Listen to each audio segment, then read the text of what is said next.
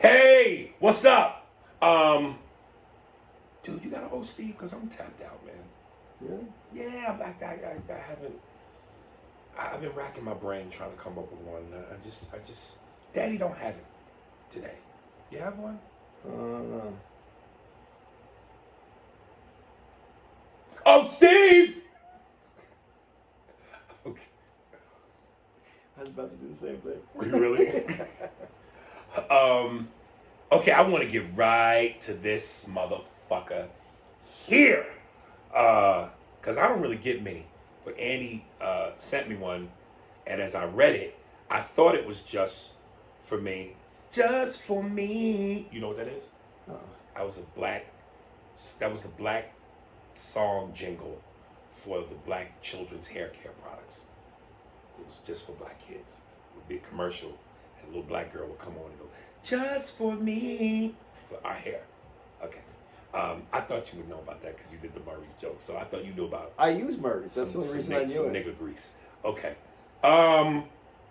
So this one is just for me, which I thought it was, but then, and what was interesting, just to give you guys some context, Andy had asked me if I knew this dude, and he mentioned his name, Angel something, and I was like, nah. But then by the time I finished reading this email, it occurred to me who this cocksucker is. So, without further ado, let me get into this. Aries is a racist and sexist and a liar. If you ain't a woman because he thinks with his dick, fucking lose. Ooh, shit. And if you ain't black or if you don't give him money, he's a lying piece of shit, like our government. First red flag right there. He brought in the government on his emotions. Okay. I told him about Dave Chappelle, and he gives the credit to someone else, and whoever removed my other comment, it means you know I'm right, you piece of shit. Andy Steinberg. Why he's taking this out on Andy, I don't know. You can hide, but you know the truth about Aries. He's a phony and an ugly motherfucker that sees me, a good-looking Puerto Rican, that don't pay for pussy, and he's jealous, and he was supposed to birthday shout out me, that liar. Now I know why Hollywood is like that to you. They know phonies. The irony. The phonies know a phony. They know phonies. Loser, you can't hide the truth. Taking credit, you losers. Your woman are with y'all because they either desperate or gold diggers. Pick one. That's why he don't talk about me on the podcast. He knows I'm right. Piece of shit. Andy, you're not gonna hit him. Nah, let me. Nah, fuck that. Let me hit him. Nah, let me. All right, fuck it. We both gonna hit him. First of all, let me say this. Let me say this. First of all, this nigga brought in the government, which I think is a red flag that this motherfucker may do some shit that's gonna land him on television. What you think you the only motherfucker that's ever said anything to me about Dave Chappelle? First of all, what do you think you would ever need to say to me about Dave Chappelle? I don't know already. I told you, my two favorite comedians, Patrice and Dave. The only thing keeping me from having a shrine in my crib, a la Dave Chappelle, is I don't want to come off like you. I know everything there is to know about Dave. If you, whatever little tidbit of what you think is new information you have given to me, nigga, you late to the party. That's number one. And there are many holes in your bullshit email. And then I'm going to really tell people who you are. Dave Chappelle, and you said right, and I know. Why you brought Andy into this, I have no idea. Maybe I said something about Dave Chappelle, do you think? Did I say something? No, he doesn't specifically say why he's busting your balls. We know the truth about Aries. He's a phony. And listen, dude, and when Dave Chappelle's keeping it real goes wrong. Nah, sometimes I keep it too real, too much, to my detriment. Phony and me don't go together, nigga. Ugly motherfucker. Well, that's subjective. a good Puerto Rican, and like I said, Hollywood knows a phony. Hollywood is phony. It's phony, and the irony in that is fucking hilarious. And as far as men being with women that are gold diggers, what bitch don't like money? What bitch ain't turned on by money? Like Paul Mooney said, a wet pussy and a dry purse don't match. That's just a given. I can speak for Andy when I go, his woman ain't no gold digger. He might be the gold digger. His woman is a lawyer. She got bank, nigga. He's with her. So you're wrong on that account. Now let me get to what I really want to say. At first, I did not know who the fuck this was. But now I know exactly who this nigga is. And I know why I blocked you. I think, seriously, Angel, you have mental issues. I think you, and I'm not even trying to be funny. I think there's something mentally wrong with you. Because, again, and I said this before, I don't mind a motherfucker taking shots at me jokingly, tongue-in-cheek, respectfully. I'm a comic. I gotta be able to take it if I give it. But I know the difference between laugh with and laugh at. And you were starting to do things when you would DM me where, and let me, before I even say that, this is all about the fact that I didn't shout out your birthday, nigga. What are you, 8? You didn't give me a birthday shout out. Are you a fucking child? This is what you mad about? Let me tell you something. Our boy Kush Kohler, I always fuck his name up. The Indian from Toronto. Yeah. Cold Kush. This nigga listens to us faithfully. He's like a day one, along with my man who you just mentioned on the last, Michael Rickens, Sergio Sosa, Shamar, Farah, Leslie V, Optimus Prime. We got the regulars, nigga. Shannon. I don't get to everybody's email. And Lord knows, Coach, I've been fucking up because he has sent me emails and I've been like, yo, I'm gonna get to it. Somehow it slips through the cracks. We run out of time. None of them take that shit personal, man. Now, Coach is a coach. Yeah. Coach. He might hit me up and be like, dude, you know I care, man. But I was disappointed you didn't read my email. Can you feel it, baby? But he don't do what you just did.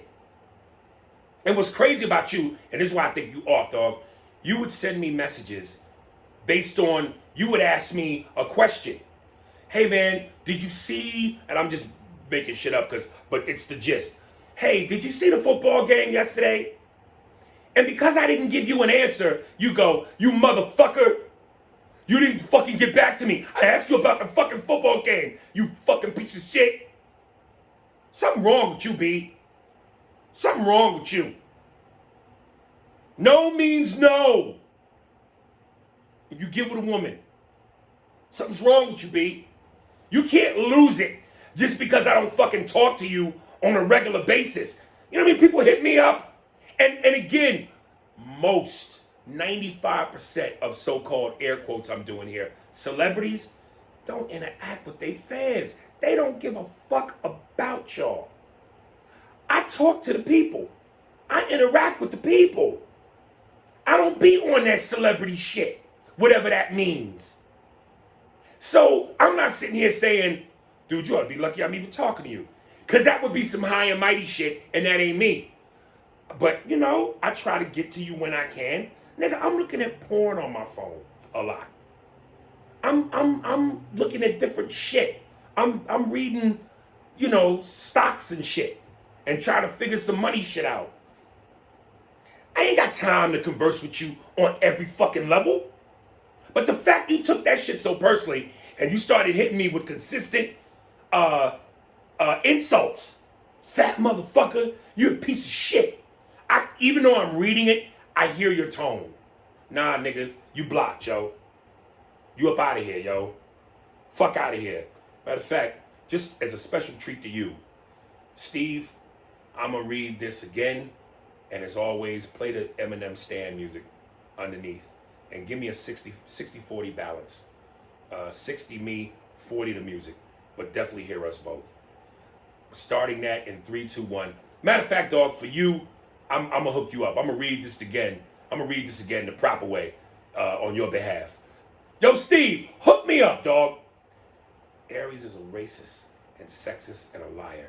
If you ain't a woman because he thinks with his dick, fucking loser. And if you ain't black or if you don't give him money, he's a lying piece of shit like our government. I told him about Dave Chappelle and he gives the credit to someone else. And whoever removed my other comment, it means you know I'm right, you piece of shit Andy Steinberg.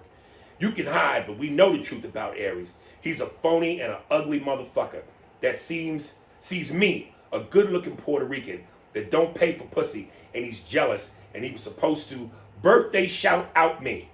That liar. Now I know why Hollywood is like that to you. They know phonies. Loser, you can't hide the truth.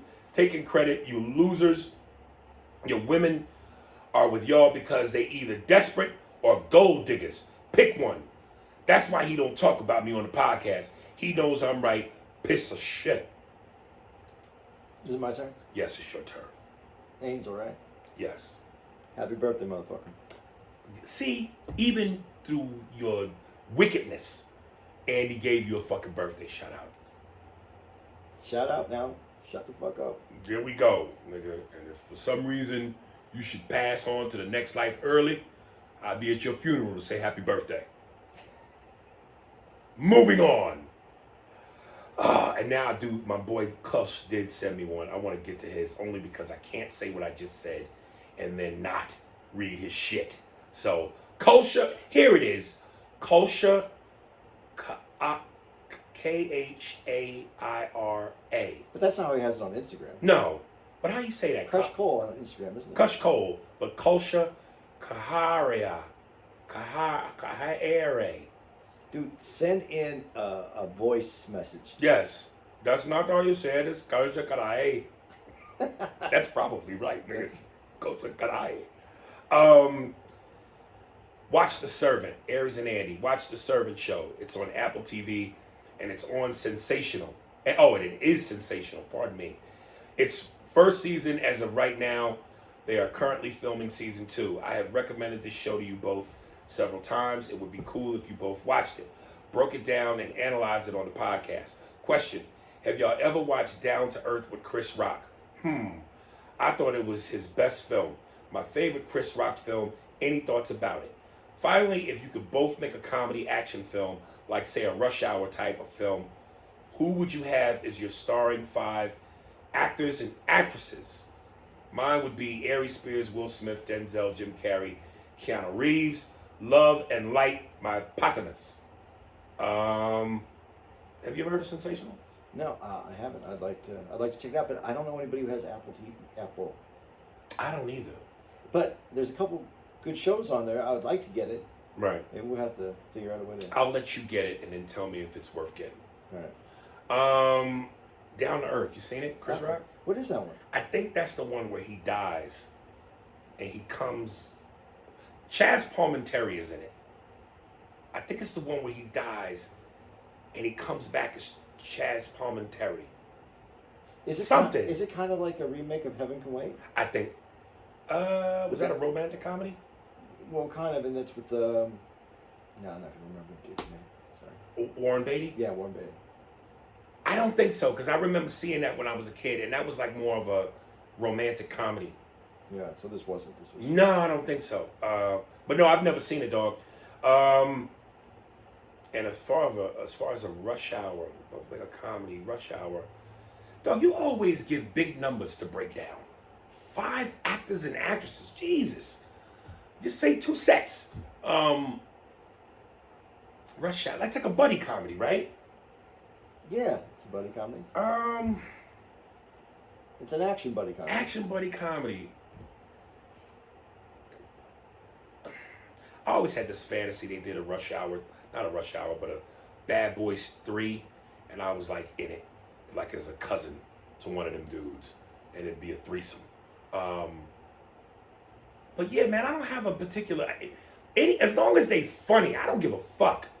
Jamie Foxx, Dave, fucking, Kevin. Yeah, first of all, I'm a dude. I like action. I like comedy. So yeah, just give me some shit. Yeah. You haven't seen Dave act. When Dave did, you didn't see that movie. I know what you're Stars talking Born. about. No. Dude, he can act. I think most comics can act. I don't know. The dude I'd put in my movie, Paul Giamatti. You're so fucking weird, Dude, man. I think that dude is a good actor and funny. This is an action, though. Yeah, I want him in my movie. That would be funny. Both you niggas running. Yeah. Picture you. Me and him. That's what. Picture you doing the scene in Bad Boys 1 as Will Smith with your shirt open. And then he actually sent another email. So let me go ahead and do this back to back. Again from Kulsh. Oh, he goes, thank you, Mookie. Aries and Andy, that advice email was a wake-up call for so many of us. Both Aries and Andy, y'all helped him greatly with your words of encouragement. I wanted to contribute a special record for Matthew. Hopefully this song will help. YouTube the song link is attached below. One of my favorite rap groups, one of my favorite rap songs from one of my favorite rap groups. Feel free to play it if y'all can if y'all can. Cause how long you been fucking with us, nigga? This is not the Autobahn. We need traffic lights and stop signs, nigga. Some commas, some periods, some exclamation points. This is not the Autobahn, nigga. We're not just... That was a talk to text right there. Yeah, we're not just running at 100 miles an hour with no lights and signals. I need a comma and a period, nigga. Feel free to play it if y'all can. Just so we can all feel empowered for Mookie. I wish you would have said what the song is. I don't know what it is. I'm clicking the link. Well, I'm not going to play it right now. Nah, because we could have problems on Spotify with it. Oh, really? Huh? Yeah, no, I just wanted to see what the fuck the song was. But fuck it, that's doing a lot right now. Cool, man. All right. This next one, excuse me. Kevin Thomas. Horror movie roundup. Future suggestions. Good moment to you gentlemen. Good moment? Where you from, baby? It's over. Yeah. That was it. Moment was done. That was it. It was good. That was a good one. All right. Hi, guys. I'll keep this email brief. Here are a few horror movies from the 1980s that would make great conversation for a future episode on your podcast, Fright Night. On your podcast. Fright Night. Comma. There you go. There you go. Fright Night 2 and Sleepaway Camp. The first two of these three movies I humbly suggest to you are cult classics many know, especially the first Fright Night. Did you ever see that? Yeah, I saw Fright Night. I want to say I saw it, but I can't. I don't remember it. I know I saw a it. single thing. All right. Sleepaway Camp, never heard of, is a slept-on movie, pun intended. It uses some I need a pause. It uses some societal ways of life mixed with good storytelling that makes for a good slasher movie that is absent of supernatural elements. Sleepaway Camp's plot is a movie, especially the ending you will not be able to predict without watching, that could easily win audiences over in today's social climate. I'll include links in this email for you to be able to watch it for free on YouTube, along with a link for Fright Night 2 on YouTube and videos about unknown facts about Fright Night and The Howling, 1981 werewolf movie, best one of the series. Keep the flow going on the show and continue to encounter success in life overall. Very respectfully, Kevin Thomas. And then he sends the links. Let me ask you something. Because when he mentioned The Howling, you ever see that? Yeah. Was it good? Yeah. Werewolf in London, to me, is the greatest werewolf or slash horror. Anything to do with wolves, that's the cake. Because we saw it at a time when that was exceptional. Mind-blowing. But that wouldn't hold, it doesn't hold up today. You don't think so? Have you seen it lately? I watched it about a year ago. Maybe I could see where you're saying certain pieces. But the transformation? If you were someone who's grown up in an age where that is commonplace to see these kind of movies where someone changes that. Really? Not even a little bit? You don't think it holds up? I think it holds. I think the story's great. I loved it. I thought it was great. Because now that would all be CGI'd. Yeah, and it doesn't have the same effect that it had on. I don't know, Andy. I don't know about that, dog. Because when you look at that, I know exactly what you're saying. Certain camera shots, up close or an angle, you'll go, oh man, that's so. Well, but overall, yeah. that transformation is dope. The hand and then the and face. the face coming out. You know, those are two different animatronics. Now you about to fuck me Yeah, up. I can't. Animatronics. Yeah. And they're just holding it up. I saw like the making of it. One guy's holding up the. Yeah, but you couldn't tell that on screen. Yeah, but I mean, it wouldn't be like that today. Today, it's just so different. I don't think they would make people go, "Ooh." You know, I believe in that saying. Sometimes too much is a good thing. Like, don't get me wrong. Obviously, CGI, when you're doing extreme storytelling, like comic book movies, or just certain like a disaster movie, thank God. But besides the nostalgia, there's something to be said about the way, like you said, the animatronics, the puppeteers. Some of that stuff had an authenticity to it. It felt better. Yeah, well, like, have you seen the original Jurassic Park at all? Yeah, I know where you're going with this. You can really, it really doesn't. It takes you out of it. It takes you out of it, especially that opening scene when Dr. Grant sees the Brachiosaurus for the first time. Welcome to Jurassic Park. You could see it, dude. It's like, it's, ugh. Versus when you look at, is it this last one?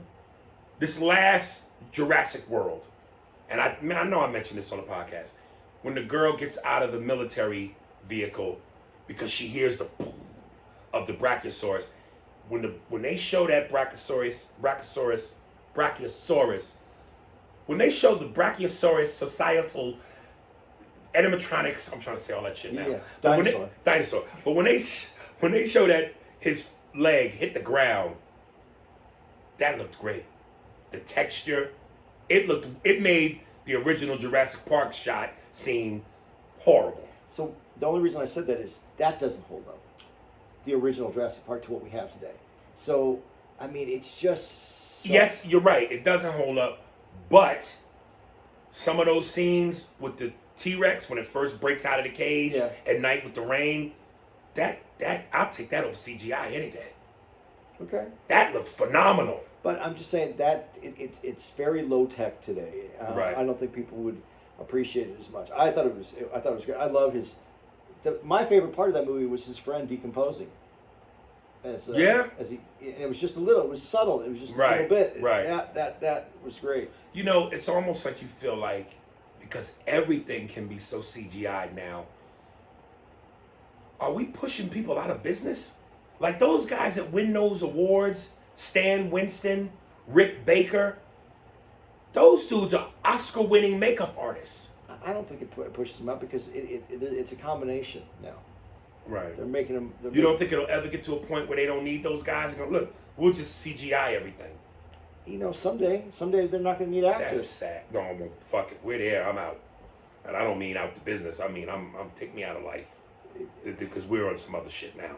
You might come in, you read like they make you make like 25 faces, and then they that's make them horrible.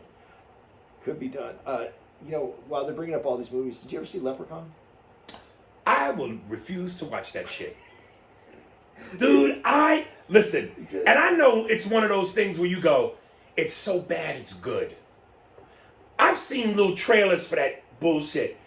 I can't do it, dog. Dude, I felt the same way as you, and then I saw it, and I was like, man, why didn't I watch this? From it was good, or it was so bad it was good? It was so bad it was good. It was scary. Really? Yeah. There's parts where you go, what the fuck? It is a what the fuck movie. What the fuck? I mean, if you have extra time, you have it. I'm not saying rent it. Right. I'm just saying if you happen to be. You just showed your age. Rent it. We still rent movies now, though. Do we? Yeah, you go on to. I thought it was streaming now. Yeah, but you go on to Prime. Okay. And then it says You're right. I'm not that far off. But yeah, I wouldn't. I don't know that I'd pay. Yeah, if you have a few people over and you want to watch a bad movie, $2.99, nothing wrong with it. You know what? I bet you if we did some edibles, That would be the shit. Dude, he's scary. Leprechaun off some edibles. There's some scary moments in that movie. My man, Red Grant, comedian Red Grant. Yeah, You know Red? Yeah, I know. He's in Leprechaun 4. Do you even put that on your resume? Nigga, did you... Leprechaun 4? You didn't see 1, 2, and 3? Oh, my God. All right. Do you know what was wrong with 1, 2, and 3? What? Ray Grant wasn't in it. Didn't get There good till 4. you go. I might have to see 4 just to see how they kill that nigga. Do you think it's early in the movie? Nah, we've... Well, wait a minute. What decade was Leprechauns? 90s? I think so. Yeah, they might have. Niggas started lasting once the millennium hit. After Scream. After Scream. But that was by the 2000s. Yeah, because Scream started throwing up. Yeah, niggas started living once we hit the 2000s. Guys, I would love to get a list from y'all of horrendous horror movies. Just the bad ones. The top 10 awful. And me and Andy should watch those. Yeah, not comedy bad movie. Yeah, like, no, this was meant to be taken seriously. Yeah. But in its seriousness, it's comical. Yeah. Not like Abbott and Costello Meet the Mummy. Or No. All right. How long we been on? Not that. Just started. Yeah. No, I was just trying to make sure everything's still Well, we started that, so 26 minutes. Mookie. MJ versus LeBron debate stops here. Okay, Aries and Andy, grab a drink. I'm about to go off. But first, my little sis says you should give me a 60-second segment called Mookie's Minute. I like that. Yeah, you're just going to have to write Mookie's Minute with all punctuation. Not saying that he doesn't. I'm just saying, making sure that... Yeah, I like that, Mook. Way to fucking infuse yourself into the game.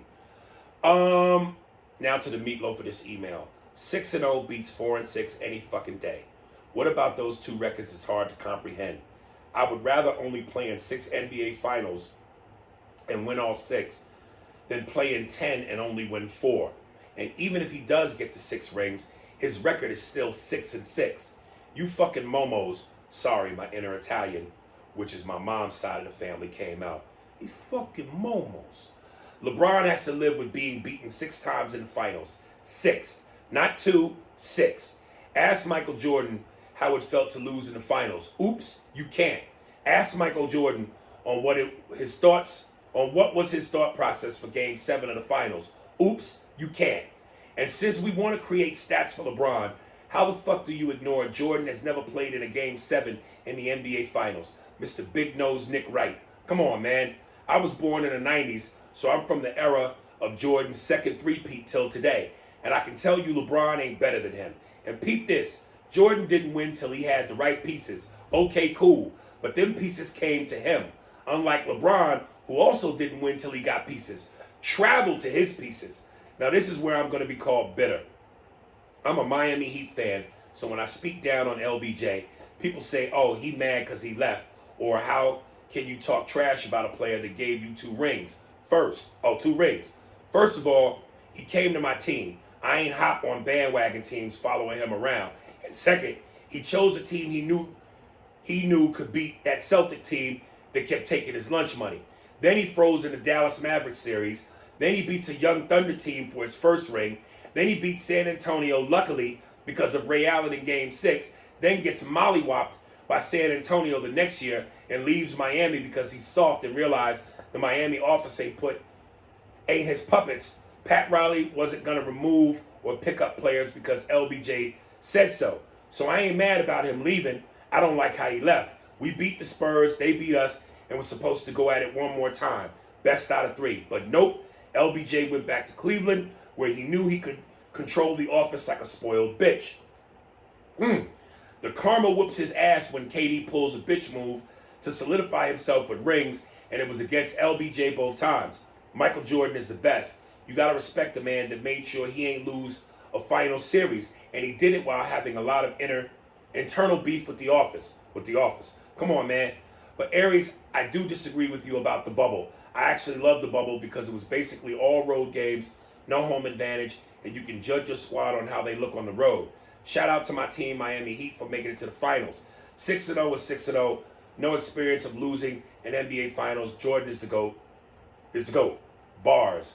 I'm tired of writing. Fuck this email. LeBron is a big for no reason crybaby. Can he ball? Yes. Is he great? Yes. But he at the bottom of the list. I'm out. First of all, Mook, I always say, and to the record comparison, what would you rather have? A monstrous sized dick that works sometimes, 4 and 6, or an average sized dick that works all the time, 6 and 0. Give me the average dick.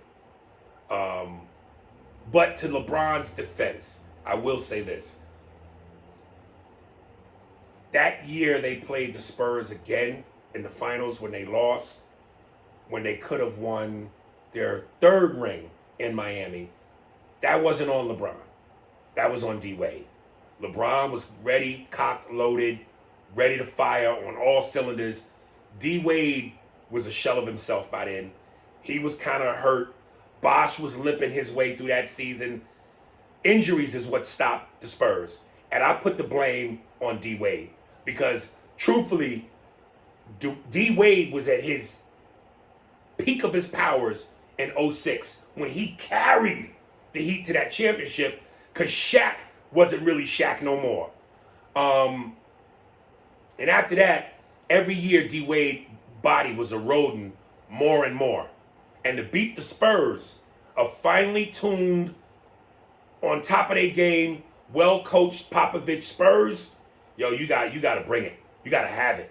And D-Wade, once again, you need help. No one does it alone. D-Wade didn't show up that series. So. You saw that interview. Who sent us that? Listen, I got to shout some people out again. I'm going to mess this up. You saw that interview, though, that Michael Jordan did with Cigar Magazine. Yeah. And he said, when they talked about the top athletes, and Jordan was number 1, and Jordan said, but I'm also the youngest on the list. Right. Which means I had the heaviest vote from the people from today, because I'm current, and people who are voting are current. They're right. And he said, so eventually, LeBron's going to have more votes than me, because it is about what's current. I think that we're just in a vortex of time where we're really split, where people who really know Jordan in the game really feel like it was Jordan, and the guys that are young that say that it's LeBron, they just don't have that. Jordan wasn't their era. No, and that's why. So I don't think it's anything that. That's why I said I don't even have to argue this anymore. I mean, I know what it is. Like how I can say Pryor is still the GOAT. Right. But there's other things to take into account on what makes you the GOAT, not right. just. And with when I take Jordan and I make him, and I said that's the GOAT, it's because of the will to win and the mental aspect of the game, not just his physical ability, not just the rings, not just it was to his detriment almost in a way when Jordan even talks about like that's how I played the game. If you don't want to play the game that way, don't play the game. It was all or nothing for Jordan. Right. And so it's a different kind of player. That mentality, that's what made him, to me, the best player ever. But it's at a cost. This is why, again, I love The Last Dance so much. Everything you needed to know to solidify GOAT status, you saw it. Yeah. You did. What else? And to be honest, somebody else sent me that link to that hour-long interview with him and the dude in the cigars. I'm going to be honest, dude, and I love Jordan to death. That interview was... Because I was like, dude, coming off The Last Dance, fuck, what are you talking about? Yeah, but The Last Dance was still being edited at that time. No, but I'm just saying, that interview with the cigars, there was no meat on that bone for me. I liked it, though. I liked when he said, you don't really do these interviews. He was like, no. But, But what I'm saying is, if you're going to do the interview, give me the meat. Give me something to lick my fingers to. After The Last Dance, which was so juicy, I just was hearing Mike talk. Yeah, but the difference is, when you do an interview and you're just talking about things that happen, like Jordan really lets his game speak for him. And the only reason he spoke through The Last Dance is because he was watching video of what was happening. So right. He was commenting on the video. He doesn't, I guess that's when you don't have to tell people you're the greatest. Right. That's when you're the greatest. Yeah, but Mike told niggas too.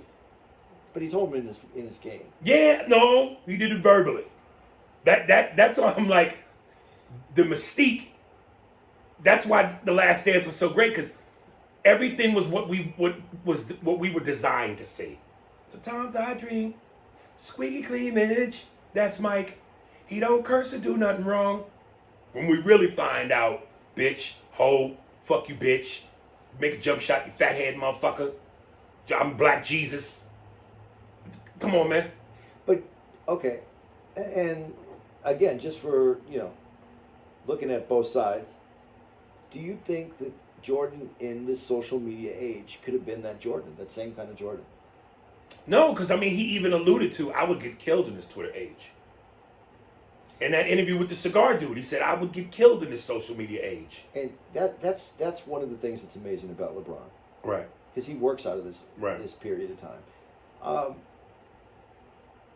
But the GOAT's the GOAT, and LeBron, I love him, one of the greatest. Listen, you cannot deny that LeBron is one of the greatest to ever play the game. And I know I talk a lot of shit and give him a lot of shit, but he's a bad motherfucker. There's no question. Do I think he's played in a softer era? Yeah. Do I think he could have played in a tougher era? Yeah. Do I think he would have been as successful in the tougher era? No. See, I disagree with you on that. I think you think he would have been as successful? I think he could have been a better player in a tougher era because he has the body for it. And I think that if he had been mentally challenged, when he was young, when he's playing in high school, he's a man amongst kids. Yeah. So he didn't have that. If he had to play in the games that Magic played in, right, where you got beat up while you're playing, he might have had a mental toughness that was different when he first came into the league that he didn't have. I think if he would have played in college, he would have had a different makeup. Yeah. A much needed, tougher makeup. But, going up against the bad boy Pistons, Lambeer, Mahorn, Sally, Rodman, going up against Shaq, Kobe, going up against the Knicks, Ewing, Mason, Oakley, Starks, Harper, the Pacers, the Davis boys. But think about what you just said. Think about the time that he played. If he played in the time, could you imagine him going down the lane and Mason being there to greet him? Hello. It would have changed his mentality, though. I would hope so. So I think he could. Because all the flopping and the crying wouldn't have flew back then. I think he could have been better than he is now. Right. I really do. I think he would have had a different kind of game. I think it would have been a harder game, and his mentality would have been a lot stronger. So that's just my thought, but that's why I still give it to Jordan. That's how it works. Yeah, so listen, man.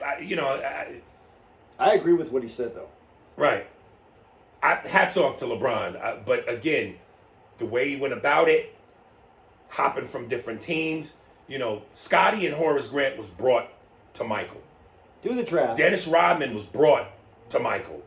Michael didn't go out and seek, hey, come play with me. LeBron, AD, Wade, Bosh. Now I'm going back to Cleveland. I'm gonna say it now it sounds like I'm contradicting myself, but he left Cleveland because he didn't have help. So when he saw Kyrie there, he went, oh shit, this bad little motherfucker, this point guard, that's help. But then he also recruited Kevin Love. Yeah, but that team, that's the championship that I give him the most credit for. Right. Even though a lot of people say Kyrie had a lot to do with that championship, which he did. But Kevin Love, a great player, but he's not going to go down in history as a game changer.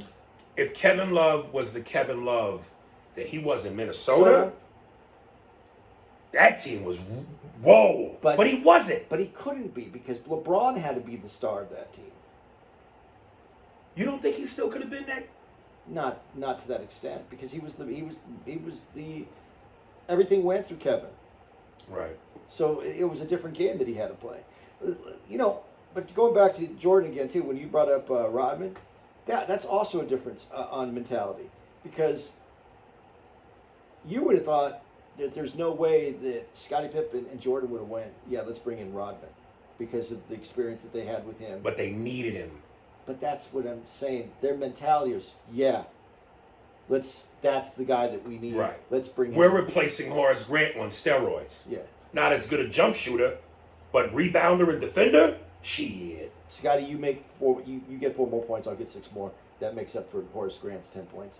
And we'll have but it's a different mentality to be able to do that. I don't see, and this is where I hate to say softness, but LeBron didn't play with people he didn't like.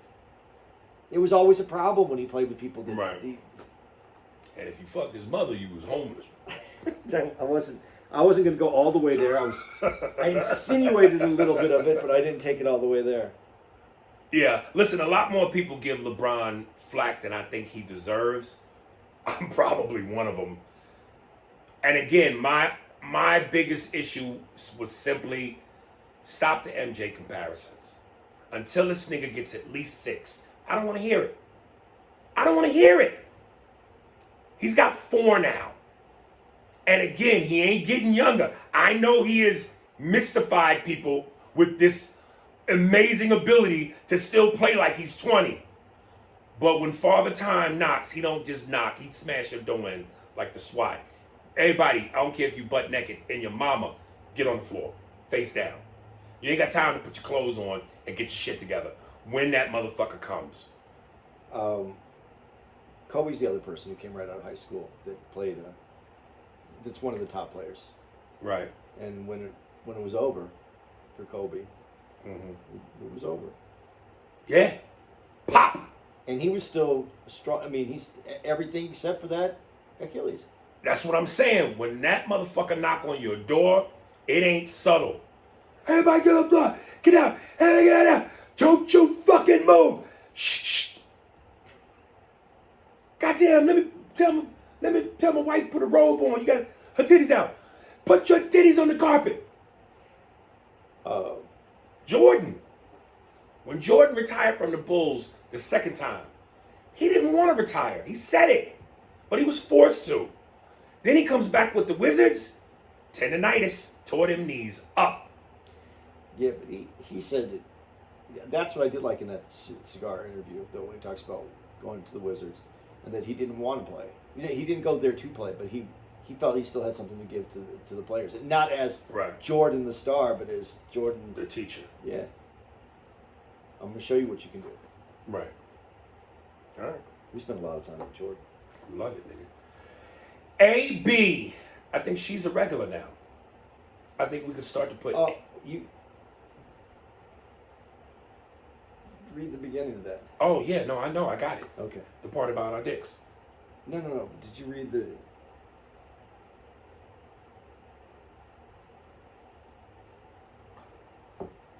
Okay, before we do that, here's what I said when I read it. How would we know who you are? People will know who she is if we read the whole thing. Oh, that's what she meant. Because I was like, how the fuck would we know who you are? And I even looked at the picture and went, I don't know her. But the Mookie part you could read. Probably. What Mookie part? Where she's given... No, I don't want to read any of it then. Yeah. Damn. AB, we love you, though. AB, we love you. But damn, girl, I was about to put you in the female all-star league with Shannon, Farrah, and Shamar. But I got to put you back on the bench. All right. Damn. I wanted to read it because I thought it was fun. Well, wait. The part about sucking the dicks, we could read that part, right? I don't know. This is crazy. Cause she said, hold up, I'm not gonna say that none of that part. Well, basically, in context, we read an email from her before, and she said in her own words about her sucking me and Andy's dicks, And me and Andy, I made the joke about it'd be crazy if she was really literally running from 2 different rooms to suck our dicks. And oh, Andy, Aries. So that's why I wanted to follow up with this email, but I can't because she said it would connect the dots, and I guess her co-workers or something. Yeah, she don't need that. All right, so fuck it. Rashad Simmons, this nigga. This is short and sweet. Exactly, he says.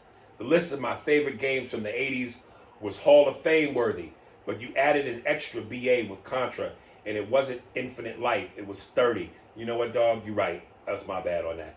But shit, nigga, you nailed it. Keep 2 podcasts per week. I need that shit to boost my adrenaline. You know, Rashad, you're very confusing to me. I don't know what to do with you.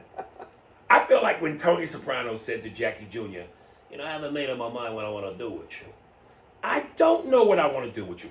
Because sometimes I like you. Other times I don't like you, nigga.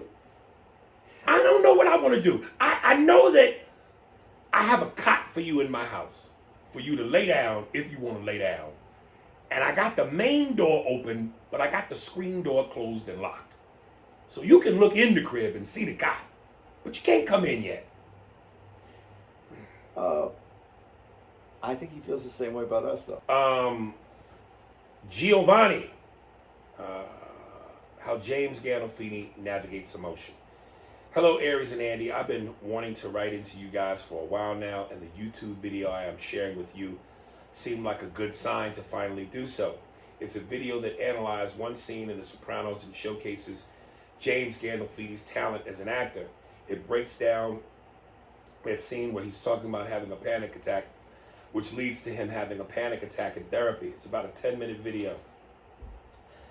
That guy's channel has a lot of interesting videos like that. Check it out. It's called Nerd Writer 1. Anyway, I've been listening to your podcast since you were on The Woody Show for your viral video anniversary, and you mentioned the podcast. Being a fan of yours, I decided to check it out. I think you had less than 20 episodes at the time, so I binged them all and have listened to you two ever since. At one point, I wanted to know what Andy looked like, so I looked him up and was surprised because I wasn't expecting a Brian Posehn lookalike. Oh, yeah. He wasn't. Posehn. Posehn. Is that how you say that? Yeah. I never knew how to pronounce his last name. I agree with the folks that say you two have a great working relationship and chemistry. Andy, there are times when I'm yelling at my phone because you're stuck on a word or phrase and I'm over here acting like you're going to hear me. Like in that recent episode 197, you were trying to come up with another word for selling out. I thought, oh, he probably wants to say compromising instead. If or when you get around to doing more, damn nigga, why you just leave it at that? What the fuck was he trying to say? You left us on a cliffhanger, man. If or when you get around to doing more 80s movies discussions, I would like to hear your take on some hidden gems that I feel often get overlooked, like 3 O'Clock High. 3 O'Clock Highs. It's a comedy. It's a comedy. It's about the geeky guy who's going to get beat up by the dude. That movie has such cool the way they shot it and some cool things that are just so small that you see in movies all the time, and that movie gets no credit. It's a great movie. All right. Or Top Secret. Top Secret. That's the one with the. Yeah, nah. You didn't like that? Is that the one with the popcorn? At the very end, where he's. Yeah, man. Yeah. He's assigned. He's the smartest guy, but he just wants to hang out and be a normal person. Right. Dude, I thought that movie was so funny back then. The day I saw that movie, I was so disappointed. I remember I saw it at Lowe's Theater in Midtown Manhattan. I was so disappointed. That's what made me, in that same day, go see Howard the Duck. And that wasn't disappointing? Oh, no. I was a kid, man. A big fucking duck that talks. But if you talk about scary movies again, The Witches was traumatizing. You ever heard of that? Huh. Yeah, I never heard of that. Well, I think I've unloaded enough of my first email to you, so I'll bid you adieu for now.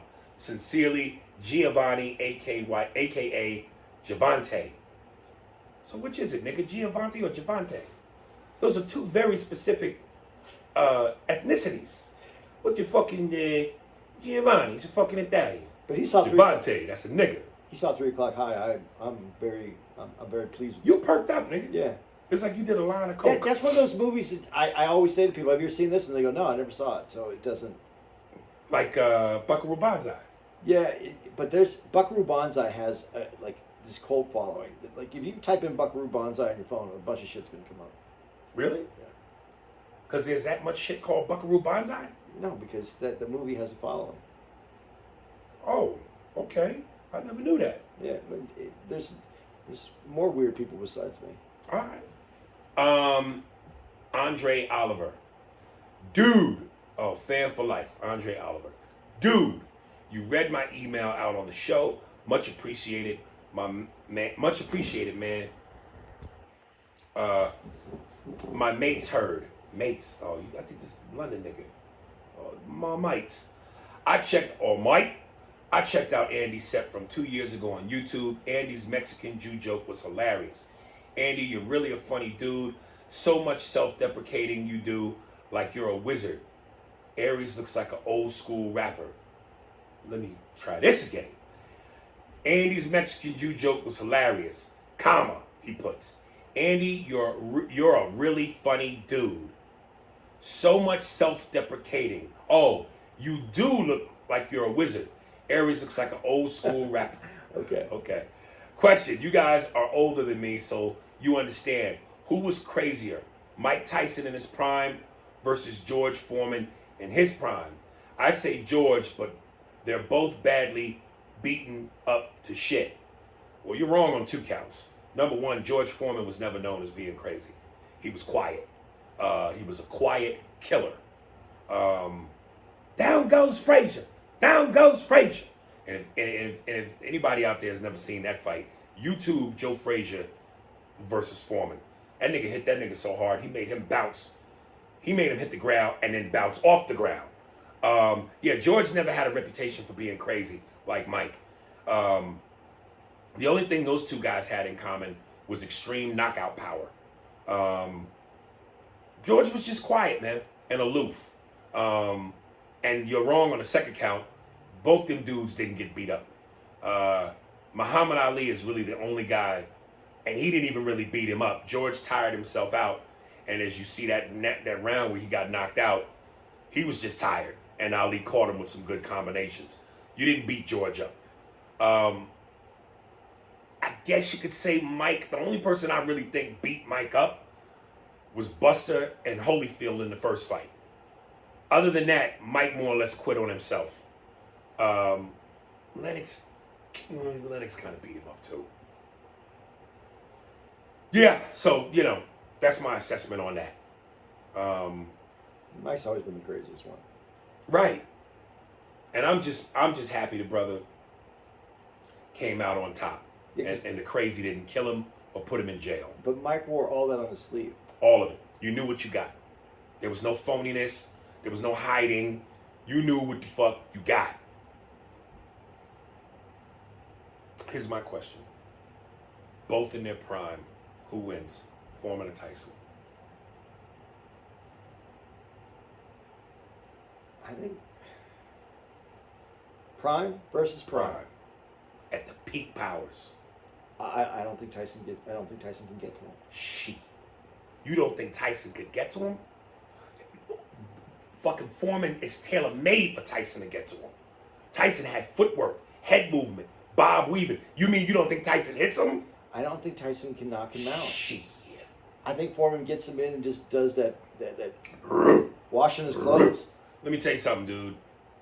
I think that if Tyson was slow and didn't move, whoever hits who first is out of there.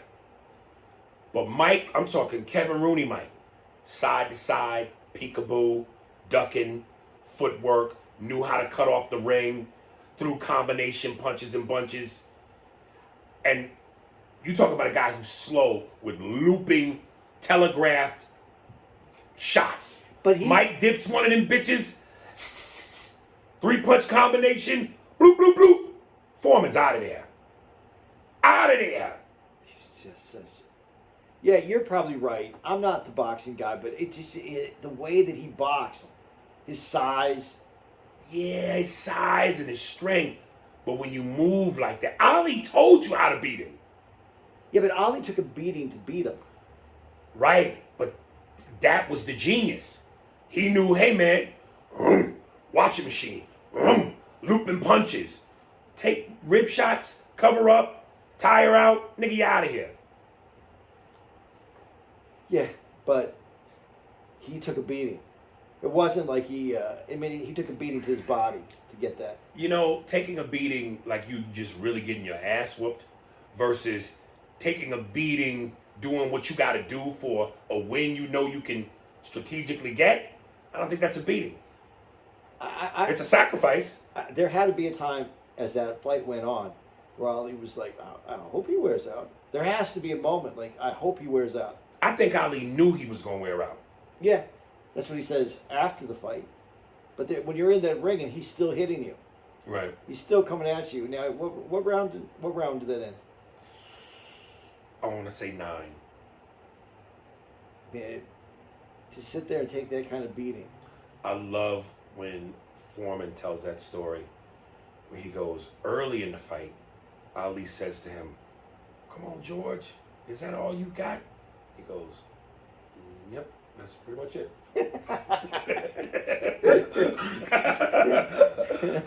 So again, I think Ali knew something. Yeah. That was the genius that was Ali. I got this one. I'm holding off because, let me see. Did I read this one? FFP 332, Mob Williams. Money problems.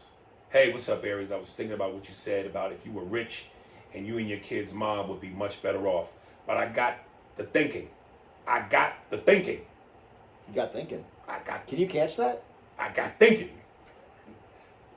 $10, a lot of money. I remember, I got thinking. Sometimes I read some of these motherfuckers' mistakes, and it make me make mistakes. Like, stupidity is I don't want to say stupidity, but flawlessness or flaws is a airborne contraction you can catch. But you know, nigga, I got to choose. Emails aren't supposed to be like perfectly written. They're not. It's not a letter. It's an email. It doesn't always have to have correct punctuation. I am not buying into that type of laziness. Okay. My mother made me do book reports during the summer. But you didn't send it out as an email. Nope. But if I said I got thinking, I got to ask them. I remember in an old interview, 50 Cent said when he wasn't rich, him and his son's mom got along great. But when he became rich, now they don't talk, and he doesn't have a relationship with her or his son, and he believes money did that to them. Look at Dr. Dre's wife. Money couldn't keep them happy together, so respectfully, is she just a selfish person? Do you believe money would make things easier for y'all?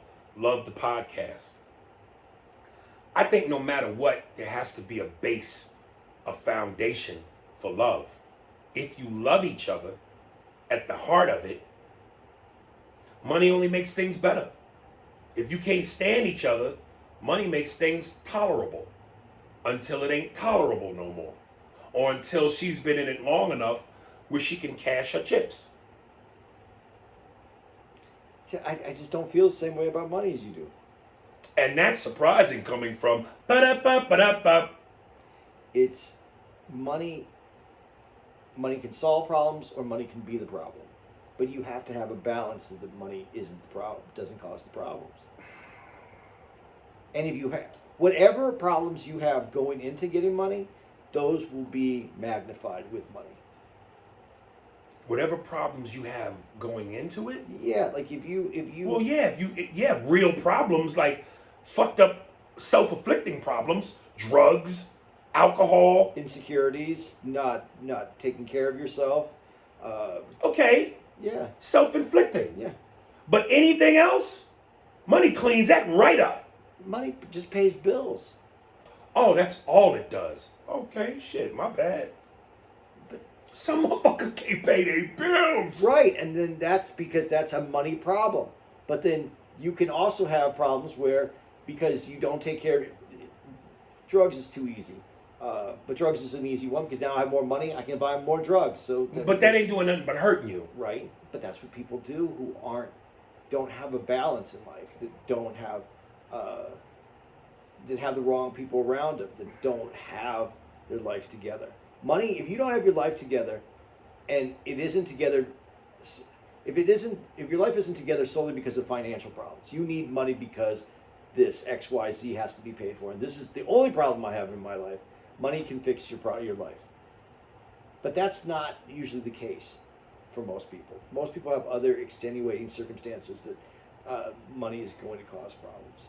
And like you said, if you had some insecurity, like let's say you're the nerd and you find a nice woman, you have a good relationship, and then you become Jeff Bezos. And I'm only using Bezos. Let's say you're the nerd, Bill Gates. Yeah.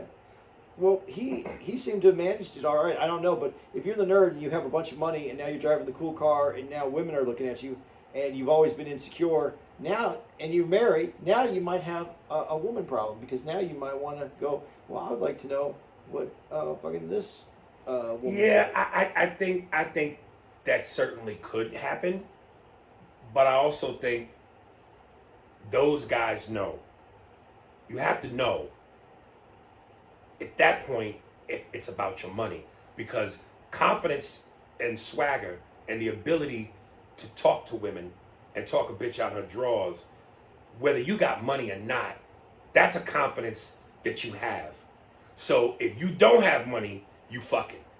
If you got money, you really fucking. Guys that don't have that confidence and that swagger, they know that bitch is being bought. Now, if that's fine with you, shit, nigga, mazel tov. But it's amazing. I think a lot of those dudes who have that kind of money and can get the Ferrari and the Lamborghini and can have the Swedish model and fly in Learjets and helicopters, they know they can do it. But for some reason, that confidence or that lack thereof is still crippling. It's crippling.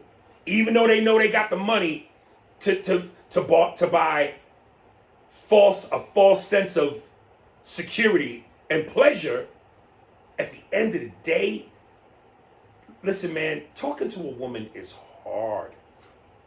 That's hard, man. Trying to talk them out their drawers is hard. That's a talent. Like that, I put that up there with nigga NBA niggas, some of the best niggas in football, baseball, boxing, skill. That's a skill, dude. To approach a woman, and especially the badder she is, that rejection hurt, man. But that rejection shut niggas down to where they go, I don't think I could do this.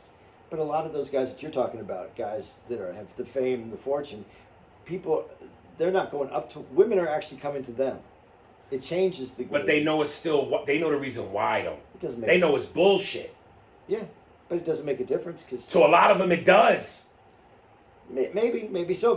To the smart ones, it does. Listen, I think if you don't know how to talk to a broad, but you got the means to get it because of your materials and your money, have fucking fun. So what? Rock, nigga. Yeah, but that can cause other problems in your life now. If you let it. If you ain't trying to wife this chick, make her a regular, and you just trying to get in, get out, and shoot your mayo, have fun, nigga. Break the bitch off. What you want? Break off. This ain't gonna be up front. This ain't going nowhere. If I got Bill Gates dough, I'm going, hey, look, what you want, a Mercedes? What you want, a condo? All right, I'll get that to you. In exchange, suck all of my cock. And get despicable with it.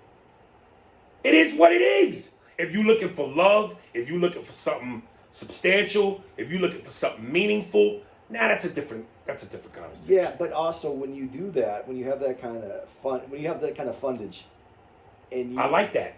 Fun for the fun. Fundage for the fun. Yeah, fundage. Fun fundage. You have fundage. I got fun fundage. Yeah. But when you have that kind of fundage, right, it changes your mental makeup because, okay, so now this is all it takes to get that. Yeah. But that changes you. So I'm saying you have to have, the only way money really works for you is if you already know who you are. You have to have that. And you have to have the right people around you to be able to truly enjoy what you get. I envy you because I really am starting to believe the more you want it, the more you chase it, the more it runs. And you have such a cavalier about money and certain things that I go, I wish I could think that way. I wish I could feel that way. But, you know, I've done some fly shit. I've seen a lot of fly shit. And it's an aphrodisiac, not just to women, to men. Yeah. What's the flyest shit you've ever done? Private plane. Have you? Yeah. What was the circumstance? Buddy had a private plane. We hopped on and went to Vegas.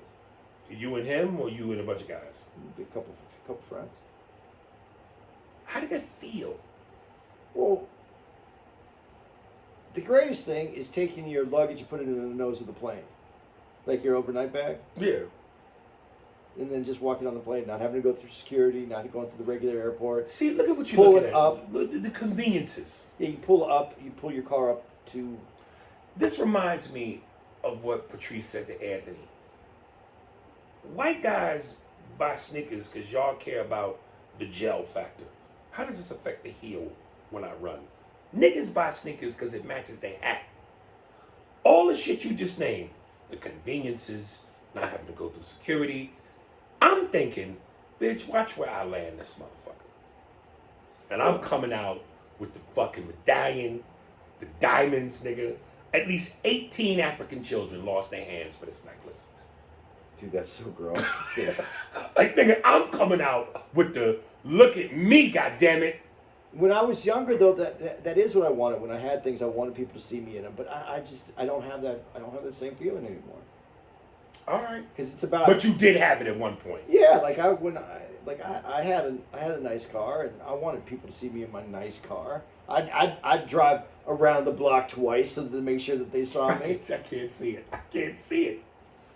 But it's nothing that I realized. It's nothing that it made me not real. It made everything else about my life. I only want things that, you know, this is going to sound so stupid, and a lot of people won't get this, but I was looking at these apartments when I was moving, and all the doors in the house were replaced with new doors. You know, it's an old building, but they're all replaced with new doors. But it's hollow core doors, so it's those doors, you know, that are just hollow. But on the inside, you know, they look nice, but they're very light. The place we got has solid doors. They're the new doors, but they're solid. Right. And there's something about the door, the way it swings, the way that it shuts, the way that it feels as you're moving it, like that it has substance to it. And the other one feels like papery. Right. And that's what I noticed. To me, that's what, like you just said, though, the gel and the shoe. That's when I noticed the difference in money. Like, I would never buy hollow core doors for my house. I'd buy the better door because I like how it feels. It makes me feel, it felt secure when I shut the door.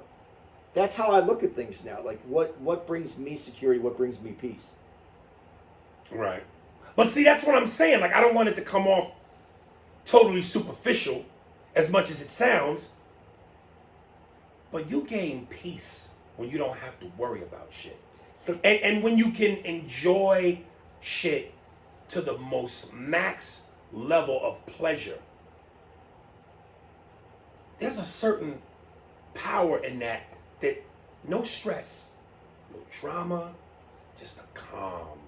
You don't get pedicures, do you? Yeah, sometimes. Okay. I always tell dudes, get pedicures, man. It's nice. Not just because your feet look good, but when you just take a minute for a half hour to sit in that chair, and the good chairs with the massage, and you lean back and you got Kim Lee or Lee Yang cutting your nails and digging with the cuticles and getting that dead skin, man, it's relaxing. It is. It's now, very peaceful. Now imagine having that chair in your crib and Yay Ling come over your house and your woman, maybe your teenage daughter, all y'all just chilling in whatever the room that the chair is in, and you're getting that done at your house. Well, come on, man, that peace, that calm. Maybe you don't appreciate it as much because you had to leave your house to go get that done and take time for yourself. See, you're doing the Joe. That's the sneaker Joe. But I'm just telling you, it's the truth, though. You got to look at it. You know, Michael Douglas. It also affects other people because you said I'm only bringing this up because you said your family, your kids, your wife is in there. Michael Douglas, successful actor, made a lot of money. He lost his kid to drugs because that money affected that family in a different way. Now, there's families that have lots of money and don't have that problem, and there's families that have that money and don't have that problem, and there's families that don't have money and still have that problem. So I'm not blaming it all on the money, but sometimes these things get lost in. I hear you. You have to be grounded. You have to have a certain amount of. I would say this: you put a Band-Aid to protect your, like a wound or something that's hurt, but it isn't the cure. The cure is you got to give it time, and it scabs over, and then it becomes. Right. Money's kind of like that. You have problems, but your problems occur because of who you are for the most part, and throwing money at it might put some Band-Aids on those problems, but those problems are still there, and you have to fix those problems before that money can do any good for you. Yeah. Listen, I'm not saying you're wrong. I hear you. But again, in terms of the numbers, I'm sure there are more people with money that don't have drug problems or kids with drug problems than there are the people with money that do. You know what I mean? Like I just, that to me is an extreme example. It's an extreme example, but what I'm saying is, I don't know what the reasons that happen. Who knows what the reasons are? But I'm saying, if you have a good family, if you're raising your family, I'll put it this way. I've seen families before that didn't have a lot of money, and then they get money, and I see problems in the family that weren't there before. The money added to their stress and their. Is the right word exacerbates? Yeah, I think it might. I like when I say big words correctly. Yeah. It reminds me that I'm a little smart. Yeah. Exacerbates. And I think that can. I just to your soul idea that everything is to get to the money part. Isn't, you know what? Here's this is where me and you so differ. That pizza. Now I don't know any pizza. I don't know if you guys know this about Aries. I might have said this on another podcast, but I took Aries to this really good pizza place in Phoenix. Yeah, amazing pizza place with Zagat. Until I took Andy to my Diners, Drive-Ins, and Dives La Pizza in Phoenix, so I ended up trumping his pizza. No, it was as good, but I really still like Bianco pizza better. But that place was really good. All right. The place that you took me to, I'm not going to deny it. They're both great pizza places. But this one, I took them there, and even at the other place, Aries doesn't eat the crust. Man, you don't appreciate the whole pizza. The crust is there for a reason. You just want the good stuff. Exactly. That pizza, that crust, that's the base. That's the good stuff. That's what keeps it all together. That's what holds together. That's the handle of the pizza. You don't get that pizza without that handle. You gotta enjoy the crust. That's what life is. All right. You gotta enjoy the crust. I want to see if I'm using this in the right context before we move to this last email. Real quick, I just want to make sure, because I know I said it right, but hold on. The definition of exacerbate. No, you used it right. Exacerbate means make a problem, bad situation, or negative feeling worse. Oh, God damn it. See, I was about to fuck it up. I thought it... Okay, I used it right. Yeah. But I also thought it had something to do with bigger, right? Well, to add to it is to make it bigger. Right. Right. So if I said to a girl, if I said to a girl was like, "Oh, Aries, I want you because you got so much money. Put that dick in me." I was like, "All right, first let me jack off so I can exacerbate my dick." No, I don't think they won't. I don't think Because they it won't. make it bigger. Yeah, but it's not the problem. Oh, okay. I'm sorry, y'all. Last one. This is from Kelly J. First of many. Yo, A&A, what up? I like that. A&A. I like that. There's something about that has a ring to it. Yo, it's A&A. Like if we had a commercial, I don't know what the commercial would be. Insurance, car repair. Fix your credit with A&A. Our own root beer, A&A, instead of A&W. A&W. And in Aries root beer. Yeah, that might be something to think about. Aries and, AAA. A&A. Aries and Andy Ale. There we go. That might go up big in London. Mike, have you got that new Aries and Andy Ale? I'll go with AAA. Aries and Andy Ale.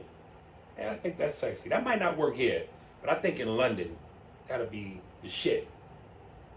Hey, what you drinking, Mike? Give me an Aries and Andy Ale.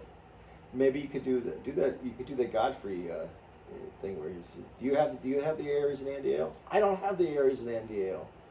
Are you gonna get the Aries and Andy Ale? I'm gonna get the Aries and I don't have. When he says, "Do you have the money?" I don't have the money. Oh, you got more money? Oh, don't have it.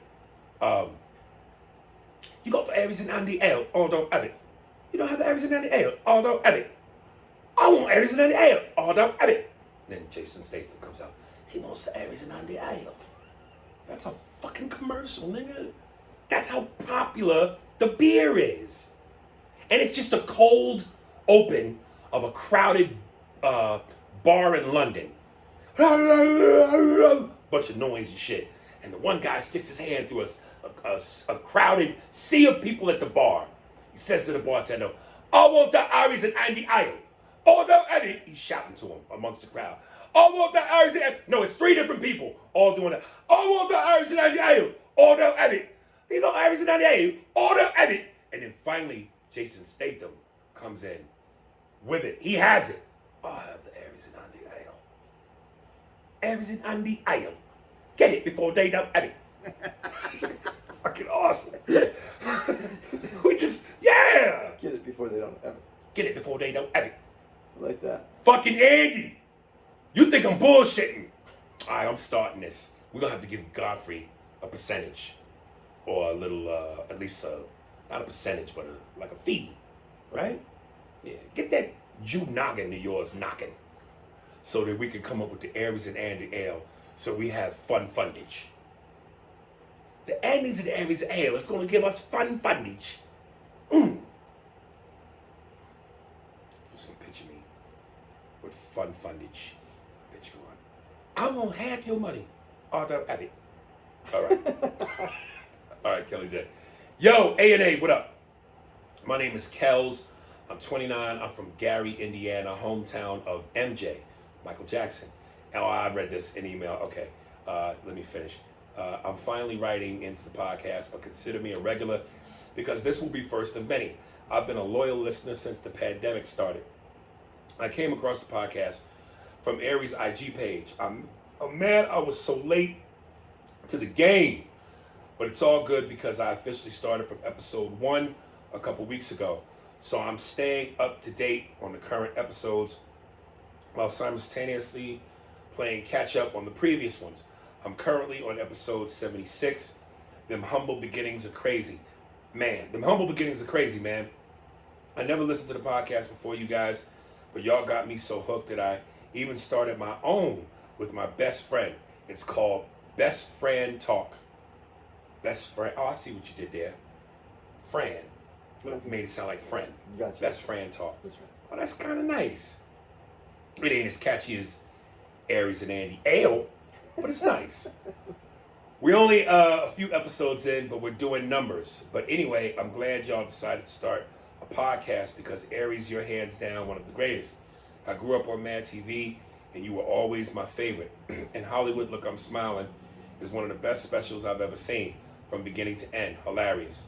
Your raw, unapologetic comedy It's hard to find nowadays, and your real fans appreciate you for staying true, brother. And Andy, I applaud you for following your dreams at the age of 42. That's bold, brave, and commendable. I have the utmost respect for you. I haven't heard of your comedy yet, but you must have some chops if Aries vouches for you. Based on what I've heard from the podcast, you're a humble, respectable cat, and you know your shit. Again, nothing but respect for you, Andy. I like this nigga, says Andy. I see you guys are scheduled to be in Schaumburg, Illinois at the end of January. I will definitely be there. Can't wait to see you guys kill it. Keep doing your thing. P.S. Aries, your sister was my 3rd grade teacher at Banneker Elementary back in Gary. She even showed us a home video one time of you as kids. You were running around the living room being goofy. As an 8-year-old, it was nothing less than amazing to see the funny guy that's on your TV every Saturday night as a silly kid playing in his living room. Best regard, Kells, a.k.a. Wizard Kelly, y'all.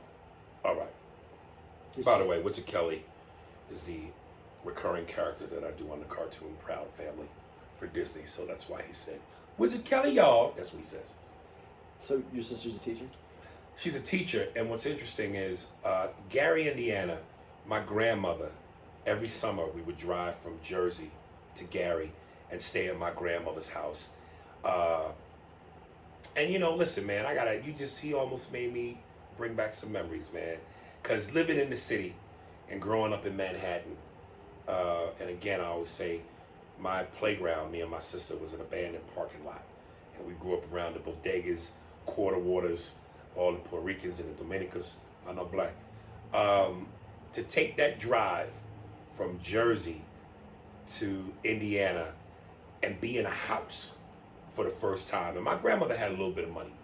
I'm not trying to exacerbate the situation, but she had a little bit of money. And it was the first time me and my sister had our own rooms. My grandmother had like a 5-bedroom house. And, you know, prior to that, me and my sister was sleeping in the same room. And I don't even know if it was a room, it was a studio apartment in New York. And to see grass for the first time, and a lawn, and a backyard, and the suburbs, I could almost smell it like it was yesterday. And it was a cool feeling, man. Like, holy shit, you know, to be around that was good. My grandmother could be mean as motherfucker at times, which I think sometimes that's where my mother got it. But my grandmother was serious business, and she used to talk with a drawl. I told y'all don't be hanging down there in that basement now. She was old school, nigga. Whoop your ass with a belt. And I remember her boyfriend at the time, Curtis. He was an old school nigga, but she ran shit. He was there to just say, yes, ma'am. You know, Curtis, I told you now, don't be putting my goddamn liquor in there with your goddamn cigars. Yeah, man. So it's kind of cool, man. Yeah, my sister, she still teaches school, I think. Yeah, that's cool, man. Yeah, Sharon. So big shout out to Sharon. That's cool. So were you a goofy kid at 8? Oh, I was fucking hilariously a genius. I was a hilarious little genius. Nah, man, I just, you know, I love to yuck it up, muck it up for the cameras, man. I just love to be silly. And, you know, my father, that's when, you know, again, this is the 80s. This is when, you know, the first cameras, it wasn't even camcorders. It was fucking real, like, news-like cameras. You're on at 7. It's the big, yeah. Yeah, the big joints. But it was a VHS tape. It just slide out, right? Oh, no, this, nigga, I'm telling you, this was the beginning. Beginning, okay. He had to strap a separate device that you put the tape in, that the wires connected to the camera. Like, he looked like Channel 7 News, nigga. Like the reporter and the newsman. So yeah, man, first time that came out, we yucked it up, man. We just That's great. Handed up for the cameras, man. First time VCR, first time camera. And my dad was one of the first to get the phone put in the car. Really? Mm-hmm. Father drove a Mitsubishi van. And he got the fucking phone put in. You couldn't tell him shit. he go peddle his tapes right there where I said fucking Gotham is now. Yeah. 23rd Street, New York. And every night when we got done, he'd just be in the car on the drive home from Jersey back to from New York back to Jersey. Let me call your mama, tell her, put the bread in the bread box. My nigga making up reasons to call just because he had the fucking phone. But it was fly shit to me back then. That's cool. Good luck to you on your podcast, dude. That's great, man. Good luck. What's the name of that podcast? Best Friend Podcast. Check it out, guys. I like that, man. That's some really catchy shit. I wish you luck, brother. You said it's doing numbers. I'd be curious to know what you're doing. You can do another? No, I was trying to end it with somebody's shit to play, but all these motherfuckers, as I'm looking, I think I got one. Yeah, as I'm looking, everybody just sent me fucking the money. They didn't send the material. So I got a lot of notifications from Cash App going, you've received, and I'm assuming the material came with it. But, yeah, man, $10, a lot of y'all. I don't want to cheat you out your shit, but goddamn, you got to send me the material. So until I find something else, this might be the last one I play. This is from Inspirmentalist Davis. Beats for the podcast. What's up, Aries? My name is Brian, aka Inspirmentalist. I'm a music producer based out of the Central Jersey area. I'm a fan of your comedy and you and Andy's podcast. Y'all be having me dying when I'm on the way to work. Just wanted to send you a few beats to play towards the end of your podcast. Let me know what you think. So without further ado, y'all, this is Imperial Mentalistis. I don't even know. Is this a real word? Some shit he made up. I don't know. Inspirmentalist. I'm gonna have to look that shit up. Inspirmentalist Davis. Does he have an IG page? Nope. Okay. Best regards, Brian. All right, y'all. If y'all, maybe try it. Look up Inspirmentalist Davis Jr. on Instagram. So without further ado, here's his beats. If there's anybody out there that's looking for a beat maker, here's your guy. Signing off. Thank you. Love you. Hits 101. Appreciate y'all. New listeners, welcome. And if there are any new listeners as you're listening to this, please, I emphasize this all the time. I even got an email from somebody or a DM from somebody who said, dude, I went back and started listening from episode 1 and I love the growth. Again, guys, I know if you're new to this, you just want to dive right into what is the latest. But if you can, start from episode 1, go in order, track the evolution of the show so you can see how certain things came to be, and certain jokes and callbacks will make more sense to you. So that way, if you going, why am I not laughing at this? Or should I be laughing at this? Once you know where it came from, then you'll be laughing at it. Maybe. Hopefully. Okay. Okay. Are we done? Are you signing off? I'm done, man. Yeah, you seem like you're really done. Like you're tired. I'm tired. We got to get ready to go do the show right now. I know, but you know. You want my energy level up? Yeah, motherfucker, we doing the show. I was saving it for the show. Oh, okay. All right. That's it. See y'all. Same bad time, same bad channel next week. Auto Avic.